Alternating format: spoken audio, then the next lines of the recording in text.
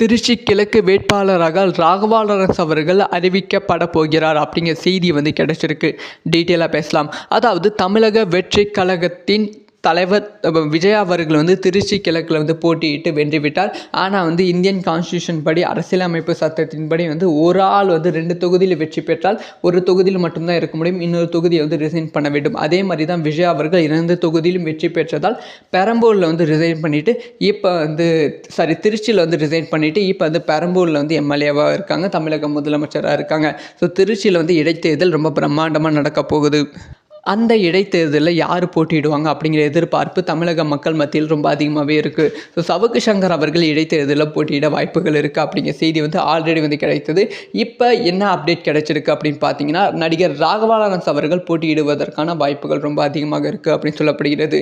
எதுக்காக ராகவா லாரன்ஸ் அப்படின்னு பார்த்தீங்கன்னா, ராகவா லாரன்ஸ் அவர்கள் வந்து அதிகமான நற்பணிகளை செய்திருக்கிறார். ஒரு நடிகராக மட்டும் இல்லாமல் மக்களுக்கு சேவை செய்யும் ஒரு தொண்டனாகவும் இருக்கிறார். அதனால் வந்து ராகவா லாரன்ஸ் அவர்கள் திருச்சி கிழக்கில் போட்டியிடுவதற்கான வாய்ப்புகள் இருக்குது. ஸோ அப்படி ஒருவேளை ராகவா லாரன்ஸ் அவர்கள் திருச்சி கிழக்கில் வந்து போட்டியிட்டால் கண்டிப்பாக வந்து அது ஒரு மிகப்பெரிய இம்பேக்டாக இருக்கும். ரொம்ப ஈஸியாக வந்து ராகவா லாரன்ஸ் அவர்கள் ஜெயிப்பதற்கான வாய்ப்புகள் இருக்குது. அது தமிழக வெற்றி கழகத்துக்கு மிகப்பெரிய ப்ளஸ்ஸாகவும் மாறப்போகிறது. ஸோ இந்த ஒரு விஷயத்தை பற்றி உங்களோட ஒப்பீனியன் என்ன? ஸோ ராகவா லாரன்ஸ் அவர்கள் திருச்சி கிழக்கில் போட்டியிட்டால் நீங்கள் ஓட் போடுவீங்களா மாட்டிங்களா அப்படிங்கிற விஷயத்த கமெண்ட்டில் லீவ் பண்ணுங்கள்.